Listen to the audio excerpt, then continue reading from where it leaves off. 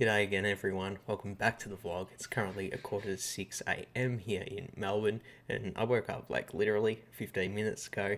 Haven't really done anything yet except for put a hat and a shirt on. Melbourne just reopened 2 days ago now, and because of that, got loads of places to be, loads of places to see because we're finally let out of our house to go visit people. So got a pretty full on day, so I want to get this one out before I have breakfast because we do have a very interesting session of 100 NL to go over. So with any further ado, let's get into the session. Here we are, this is the session I played, and as you can see we did get in the 1542 hands, so you know that the volume goal is usually what I aim for every single day, as well as good gameplay grades. We definitely got the volume in today. I know a lot of you care about how I ran across the session, and as you can see, my 100 NL heater is continuing here because I did win 546 across the session. And yet again, this has been a bit of a pattern in the past few vlogs. That like I've sort of been like break even or losing for the first half of the session. I start to run good towards the second half. I don't know if there's like a reason for that. It's definitely something that has been consistent over the past 3 vlogs, if I remember correctly. That is what it is. We've got some interesting hand histories to go over, so let's hop right into them. The action's on a loose passive under the gun player, and they go ahead and open limp. Then the action folds to me in the cutoff with pocket jacks. Usually I would raise to 5 here as an isolation raise. I think I make a bit of a mistake, probably from not paying close enough attention, to be honest. I go ahead and raise 3, which is my standard open size at 100 NL, and I think it's just that I didn't really understand that the under the gun player had limped, but just clearly was probably not paying 100% attention. So first mistake of the session, straight away. But anyway, I raised it up to 3, and then the big blind as well as the original limper call. So we go 3 ways to a flop. It's a bang flop. We do flop top set on Jack 7-3. It is a monotone all heart board, so we do lose to flashes, but still love and life when we flop a set. So things get kind of interesting when the big blind actually leads out for 1. The loose passive player calls 1. The action's back on me here, and I usually am concerned when a big blind leads out on a monotone board, just because I know the big blind's going to have a lot of flushes in their range. Getting a price to call in the big blind, they're going to have a lot of suited cards, so it just means that the combination of flushes they have here is very high. So I do have to keep that in mind going forward in the hand, but I can't just call here with my jacks and let a 4th heart peel off for free, which essentially kills all the showdown value we have, and we have a very strong hand at the moment, so I really want to raise it up. Like if either of these players could have the ace of hearts in their range, if they have like the ace of hearts, 9 of diamonds, like I just want to get value from those hands, so I do go ahead and raise it up to 7, and then the big blind folds, and the original limper actually calls. So we go heads up to the turn still, which is a 6 of clubs. When the passive player checks it over to me, I want to bet here, and I want to bet big for value. I think it's very likely that if the loose passive player did limp call with a flush, that they probably would have raised when I bet big on the flop. So I'm less concerned they have a flush, and because they're loose passive, I think they'll call a big bet with like a jack or the ace of hearts. So I go ahead and bet 19, which I'm pretty happy with that sizing, and then the passive player does call. So we go off to the river still. The river, it's 9 of spades. Pretty good river for us. We're just happy not to see a heart. But things get interesting because the under the gun player actually leads out or in for 49.5 roughly. So the action's on me here, and I think I have a pretty easy call. I think it's very likely they could have rivered to pair with like Jack 9 or maybe 9s with 9 hearts. So I do go ahead and throw in the call. And then we get shown the bad news. My opponent did flop the nuts with ace 10 of hearts, and they actually mixed in a really good slow play because I sort of assumed they would have raised this hand at some earlier stage, and we end up having to pay them off because of my assumption. So we get a loose aggressive open under the gun to 3, then they get a cold caller in the field, and then another cold caller in the field, and the action folds to me on the button with queen jack of clubs, and I think I have 2 options here. I think I can either call or 3-bet. I do not like folding a hand this strong, particularly when I do have position on the button, so I take that option off the table. And then calling can be good here just because you will get to play in position post-flop. Having said that, I think 3-betting is a bit better here in this instance One, because if all of our opponents fold, we just win the pot right now, and we get to try and knock out a few of the callers, maybe get heads up when we do play post flop with a hand that's pretty strong with Queen Jack. And usually I'd be worried about doing this against an early position open, but because this is a loose aggressive opponent, I do think they're going to have a wider range of hands and stuff they can fold. I go ahead and 3-bet to 15, which honestly I think is way too small in this multi-way situation. I would have rather bumped it up to something like 18 to 21 would make a lot more sense than 15. So you make a pre-flop mistake. Hopefully it's not a trend going forward in the session. But then we get a cold call from a loose passive player in the big blind, the original raise calls, and the 2 field callers fold. So we do go 3 ways to a flop. That's a banger flop. Queen Jack 8 with 2 hearts. They go ahead and check it over to me. And I do think I have a pretty interesting decision here with what size I want to c-bet. I definitely want to c-bet. I think there's loads of hands we can get value from. I think pocket 10s, pocket 9s are hands both of the villains have, and they're definitely going to call 1 street when they do have the gut shot on this board. Additionally, there's ace queen, king queen that we can get value from as well. So I definitely want to c-bet, but in terms of what size I want to use, I think I probably should be using big sizing considering my opponent's range of hands on this board are going to be pretty strong in a 3-bet pot. So in that instance, you sort of want to bet bigger with your bluffs and your value hands just because there's so much value to be had. I go ahead and bet 16, which is way too small in my opinion. I think in-game I decided to do this because I blocked so many of my opponents like ace king, king queen type hands when I do have top 2 pair. I think that's not how I should be thinking about though. I think I should just be trying to get value and from a range of hands that my opponent likely has a strong range on this board. So a bit of a mistake there with a small c-bet. I do get a call from the big blind and under the gun folds. So we go heads up to the turn, which is the 2 of clubs, about the biggest brick the turn could possibly be. Big blind checks it over to me, and I think now if I did bet too small on the flop, I should be betting bigger here. I can get value from flush draws or ace queen with a bigger bet potentially. So I really think I should be sizing up to something like 50 or so. I go ahead and bet 44, a bit too small, but not an awful sizing because everything considered. And then my opponent does call, so we're loving that news. The river's a 5 of diamonds, happy to not see a heart get in. So when the big blind checks it over to me, we move all in. Hopefully they have ace queen and they put us on ace king or something, hopefully. But unfortunately they don't, because they do end up folding. I wonder if I could have got more value by sizing up on multiple streets earlier. Hop in the comments, let me know what you think. Next hand, I'm under the gun with pocket 10s. I go ahead and open it up to 3. Then we get a field caller in the hijack, but then the cutoff goes ahead and 3-bets to 11. Then the action gets round to a tight aggressive player in the big blind, and they actually cold call the 11. So when the action's back on me under the gun, I think I have a very easy decision to call here. Not only am I concerned about being behind the tight aggressive cutoffs 3-bet range, but I'm actually also concerned about being behind the big blinds cold call range. Just because they're both tight aggressive players, I don't think they're messing around with like a speculative hand here. So I have a pretty easy decision to call, getting such a good price. And then the hijack folds. So we go 3 ways to a flop, 8-4-3 with 2 hearts. We go ahead and check it over to the 3-better. Then they check back. So feeling a bit more confident about the strength of my hand now. I definitely think the cutoff's going to have a lot of ace king, ace queen in their range. They might have some over pairs that they're mixing in a trap with, but feeling just a bit more confident with the strength of our hand now. So the turn is the 8 of diamonds pairing top pair.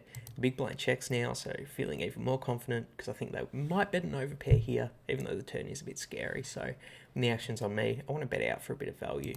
I go ahead and bet 16. I just want to try and give ace high a good price to call in position, particularly for the cutoff. And then they do call, so maybe our plan's working. The other benefit of betting a bit smaller here is if my opponent does have an overpair, I don't think they're ever going to raise us when this is the turn, and they're going to be concerned we have an 8. So we get closer to showdown for a cheaper price because of that. So they do throw in the call, and then the big blind folds. So heads up with the river with a cutoff. It's the jack of clubs. I go ahead and check it over to the 3-better. I could mix in a blocker bet to try and get called by ace high, but I think there might be more value in betting it over to them and having them try and represent a strong overpair with their ace king, with their ace queen, and try and catch a bluff. So when they do go ahead and bet 34.25, I do decide to call, hoping that they've floated with an ace high hand and they're trying to represent stronger overpair, and then we get shown that they had king queen of hearts, so they actually had a flush draw and they played it pretty passive. Next hand, the action's on me under the gun with king queen of diamonds. I go ahead and raise it up to 3. Then we get a cold call from a tight aggressive button, and we go heads up to the flop. The flop is absolutely beautiful. Jack 10 9 rainbow. We do flop the nuts. The action's on me here, and I do think there is some merit to just lead out for value here. If we want to have some c-bet bluffs on this board, then we definitely should be betting when we have the nuts as well. But I actually think the better play here is to check it over to my villain, which is what I do. The reason for it is because I actually think a tight aggressive player, when they do cold call on the button, is going to have a lot of really strong hands on this board. The range of hands I think they're calling with pre-flop, it's going to be a lot of pocket pairs, a lot of Broadway type hands. When I say Broadway type hands, I mean like Queen Jack suited, King Jack suited, Ace Jack offsuit even, and then they're going to have sets on this board as well. They're definitely going to have a lot of 2 pairs on this board. We can check it over to them and mix in a nice check raise to get value from those hands. But the other benefit of checking over to them, if this opponent knows that this board is good for their range, I definitely think they're going to go ahead and try to bluff it pretty often if they do have like ace queen or maybe even pocket 6s. So I go ahead and check it over to them, and then my opponent does bet at it. They go ahead and bet 5. You already know what my plan is. I check raise it to 20, and then the opponent does call. So we're loving that news. We do get to see a turn, which is a king of spades, not the best turn card in the world for us. I think this might scare off some of our action. If my opponent has ace jack, I can see them folding. Having said that though, we're definitely going to mix in a juicy bet here. I go ahead and make it 42, and basically I'm betting this big because 1, we're out of position, but 2, because we're out of position, I think if my opponent does have 2 pair or a set, they're still going to call a really big bet, figuring that there's implied odds if they get there on the river, if the board pairs. So, and they do throw in the call. The only thing I will say about this, if the board does pair on the river, I'm going to have to be very, very cautious because I think my opponent's going to have a full house a lot when that does happen. So we go to the river. The river does not pair. We still have the effective nuts. So I go ahead and bet here, but I want to bet a bit smaller just because there is the 4-liner to a queen. I think a set or 2 pair, probably not going to pay off a massive bet here, but maybe they will if we bet down a bit. So I go ahead and bet 42. Then my opponent calls pretty quickly, and then we take in this pot. So pretty happy that I did size down on the river, and I think this might be my favourite hand I have played in the session so far, just because I actually did use appropriate bet sizings through every street. So this is sort of the point in the session where my focus changed around and I actually started playing poker well. Next hand, we're under the gun with Queen Jack of diamonds. I go ahead and open it up to 3, and then we get another cold call, this time from a tight aggressive player in the +2 position. Then we go heads up to a flop. King 8-3 rainbow with 1 diamond, so we don't have much, but we do have a backdoor flush draw, some backdoor straight draws as well. The action's on me here, and I actually do like going ahead and c-bet bluffing here, and the reason for this is against a tight aggressive opponent, I think the strongest hands they're going to have on this board are probably, well, pocket 8s and pocket 3s, somewhat possible, but most of them are going to be like King Queen suited, King Jack suited, and because we have Queen Jack, we do block them with the backdoor equity. I think this is a good hand to c-bet bluff with. I go ahead and bet 3. Don't have to size up that big on this board. My opponent isn't going to have a lot of super strong hands except for those kings and the sets, so we can probably get a lot of fold equity with a cheaper price. But then my opponent does call. So we get to see a turn. Turns a 5 of diamonds, pretty good turn card for us. We do have a flush draw now, so when the action's on me, I want to keep betting at it. I think just because my opponent did call a smaller c-bet on the flop, I don't think that totally limits them to only having kings here. I definitely could see them calling with like an 8-7 suited or a pocket 9s, pocket 10s hand that is going to be put in a pretty awkward spot if I keep barreling. So I just like to keep on doing it. I go ahead and bet 11 here, sizing up a bit to put maximum pressure on those hands, and I still think this hand is a good one to choose because it does block the strongest kings my opponent's going to have here. But then they call anyway, so we're still heads up to the river. The river's 9 hearts, so we don't get there with our flush draw. The action's on me, and I think this is a pretty interesting decision, whether we want to put in the 3rd barrel or not. Hop in the comments below, let me know what you would do. Genuinely curious to hear what people would do in this spot. Do you sort of just like give up when they call on the turn because you're like, okay, they have a strong king and they're not going to fold it? Or is this a good spot to keep mixing it in? Are they going to call when I put in the third street, when they're going to know we have ace king in our range, we have pocket aces, and we could have flopped pocket eights ourselves? Hop in the comments, let me know what you would do. Would you go for the bluff? I decided to go for it, trying to put on max pressure, and the reason I'm doing this is because I am against a tight aggressive opponent, and I do think they're going to have a harder time calling down with a strong king.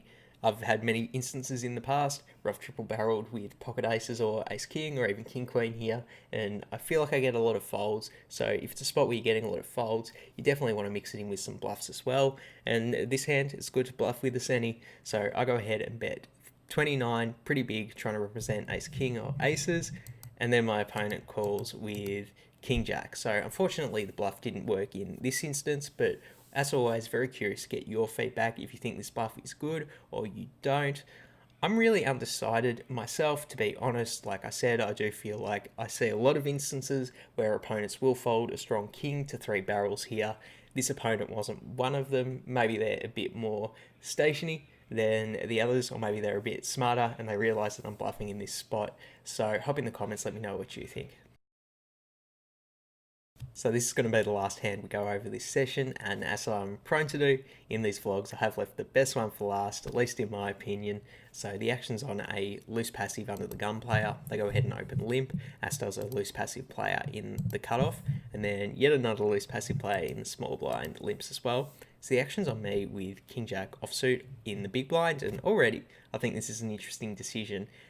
I could go ahead and isolation raise here. I would like doing that if I thought I was going to be able to take down all the dead money in the pot pre-flop, but I do decide to check. I prefer checking in this instance just because king jack offsuit, it's not that strong of a hand, and if we do get action, particularly from the players that are in position to us, playing post-flop is going to be a bit more difficult. I would rather raise a stronger range of hands here, but if you disagree, let me know in the comments. I definitely know a lot of people who would go crazy with isolations and definitely do it with king jack offsuit. So I don't know. We go 4 ways to a flop. Bang a flop for us. King jack deuce with a flush draw. Yeah, check it over to me, and I think in this spot I already have a pretty interesting decision whether I want to just lead out at this pot. I do think when the action checks to the cutoff, they're going to be betting a very wide range of hands, and we can look to check raise against that. Might be a slight mistake though against passive opponents. Against aggressive opponents I like check raising more, but against the passive ones you're probably better off just leading out and getting called by gut shots and stuff like that. I check it though, and then so do the other 2 players, so there goes that plan. Then we see a turn, which is the 10 of clubs. The action checks over to me now, and I sort of catch up to where I think I should have been on the flop. I do decide to go ahead and bet, and I bet big. There's so much value to have on this board. Any queen's an open-ended straight draw, so we're definitely going to get called by passive players here. So I go ahead and make it 4, and then the under the gun player calls, and then the cutoff goes ahead and raises it up to 12, and then the small blind actually calls the 12. So the action's on me here, and I think in this spot I have a pretty easy decision actually to just call here. I think 3-betting would be a pretty big overplay. I definitely think that both of these opponents are going to have offsuit combinations of queen 9 offsuit and maybe even ace queen. I think ace queen probably less than queen 9, just because ace queen is going to raise sometimes pre-flop, but I'm just very concerned that I am behind here. We do beat some of the 2 pairs both of these opponents are going to have, but I just want to play it a bit more cautious just because they're both going to have so many straights. So I do call, and then the under the gun player calls as well. So we're still 4 ways to a river somehow, and it is the best river card in the deck. It is the king of diamonds, so we do make the nuts on the river with our full house. When the small blind checks it over to me, I think we have 2 options here. I think we can either go ahead and check, or we can go ahead and overbet all in for value here. Going ahead and overbetting all in for value here, I kind of like it against 3 passive opponents, particularly when I think 2 of them are going to have queen 9 a lot here. I don't see a passive opponent folding queen 9 to a shove, even when the board does pair. I think against more aggressive thinking players, I'd be more concerned about that. But against these 2 opponents, I'm not that concerned. So I definitely think there's merit to overbetting for value. Having said that, there's also merit to check raising, just because if it does check to the cutoff and they go ahead and bet queen nine, I think the possibility that the small blind's going to call as well is very, very likely. Whereas if I go ahead and overbet here, I think I might lose a bit of value if one of them does fold a queen jack or, you know, the last king in the deck type hand, when they might call if the cutoff goes ahead and bets smaller. So I do decide to get a bit tricky. I check over the nuts. I just think I might be getting a bit too greedy, but I really do think that I'm going to be able to get slightly more value if everything does play out like I think it's going to play out. I would be kicking myself though if this villain does check back like pocket sixes that they were randomly bluffing with, but doesn't work out like that because the under the gun player goes ahead and rips it all in. They go ahead and overbet, rip it all in. I think the chances they have a full house here are pretty likely because they can definitely have king 10 offsuit. They could have like pocket twos. It's less likely though. I think they might have bet that earlier, but I'm just loving life when they rip it. And then things get interesting because the cutoff does call. So definitely looking like they have queen 9 here. Small blind does end up folding. The action's back on me. You already know I'm all the way in. I go ahead and rip it in, then the cutoff, pretty sick spot even if they do have queen 9, but they got to call off. Come on, look how good the price is, and they do call it off. And then we do get to see what both of the opponents have. Like I thought, the cutoff did have queen 9 offsuit, and then under the gun they didn't have a full house. They had the nut flush draw on the turn, and then they decided to lead bluff all in on the river. Oh, bad timing, mate. It's all going to go to me. I did hit the outer on the river to scoop this opponent, and like I said, left the best hand for last, at least in terms of results for me. Okay, so they're the most interesting hands we went over from the session, and in terms of how I played, my gameplay grade, I'm going to give myself a B. The reason I'm going with a B today is because, for the most part, I really do like how I played. I think I made a lot of good adjustments to my opponent's strategies that tried to optimally exploit the things they were doing wrong, particularly in the later parts of the session. I can't go to an A grade though, just because during the early session, including those two hands that we went over right at the start of this vlog, I think I was on autopilot mode, being a bit careless and unfocused, making those mistakes pre-flop, not optimally adjusting to my opponent's least passive tendencies, and I think I left a lot of money on the table with improper bet sizes earlier on in the session. I didn't want to kick myself too bad and go down to like the C grade level, but I definitely have to downgrade myself, and B ends up being a pretty happy middle ground there. That's going to wrap it up. Thank you so much for watching. As always, I really do appreciate you sticking all the way to the end of the video. That really does help my channel's analytics, so greatly appreciated. If you haven't already, please hit that subscribe button. I'm putting these videos out 2 or 3 times every single week, so if you hit that subscribe button, you're going to know when they come out, and you'll get to watch them as soon as possible. I've got a bunch of new subscribers on lately. This past week's actually been great growth for my channel, so thank you to all the new people that have come on, and welcome to the channel. If you haven't, go ahead and hit the thumbs up button on this video. Leave a comment, let me know how you thought I played throughout the session. Let's have a discourse on some of this hands, some of this poker strategy, and also go ahead and follow me over on Instagram at Leigh Bets. Every single day I've been tracking the amount of hands I'm playing, how I've been running in each session in terms of results, and also giving myself a gameplay grade. And then to give back to you, I put in an interactive hand history where it'll be an actual hand I played throughout the session, and you'll get to vote on how you would play it. That's about it for now. I'm out of here. Peace.